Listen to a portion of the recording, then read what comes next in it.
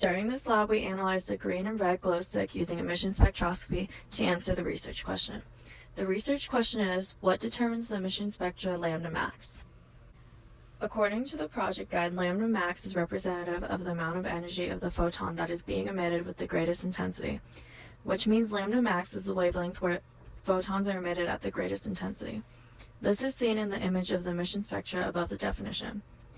Lambda max is only one wavelength, although in the emission spectra there is a range of wavelengths that are emitted with varying intensities. The hypothesis is that the emission spectra lambda max is determined by the observed color of the substance. In lab, we determined this hypothesis to be false. Lambda max is determined by molecular structure and distance between electron levels. In the diagram, absorption occurs when an electron in the lowest energy state, the ground state, is excited or jumps to a higher energy level. This energy is quantized, and each electron absorbs a specific wavelength which carries a specific amount of energy. On the atomic scale, an excited electron is farther away from the nucleus and carries a higher potential energy. Emission occurs when an electron in a higher energy level relaxes or drops to a lower energy state.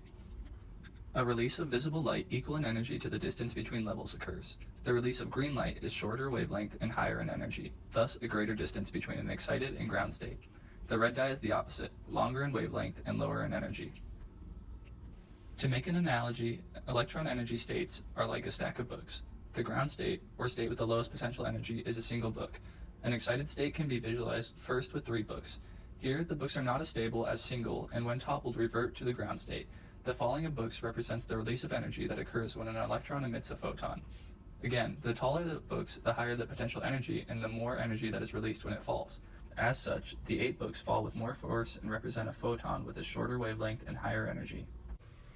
In the lab, we recorded the emission spectra for a pure green dye, a pure red dye, and a 1-to-1 mixture of the red and green dye. When we mixed the green and red dye, we observed the color as orange. Here is a screenshot of the data we collected in lab. In the data, the blue peak is the pure green dye, the red line is the mixed dyes, and the green is the pure red. As you can see, the green dye has one peak in the wavelength range of 495 to 570 nanometers, and the red dye has one peak in the wavelength range of 620 to 800 nanometers.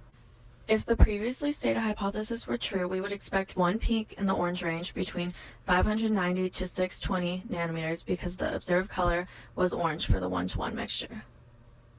However, in our emission spectra, there are 2 peaks shown for the 1-to-1 mixture, one with the same lambda max as the green and the other with the same lambda max as the red dye. The reason the observed color is different from the lambda max is due to the fact that the emission of the light is across a range of wavelengths at all different intensities, which in turn affects the colors we see with our eyes.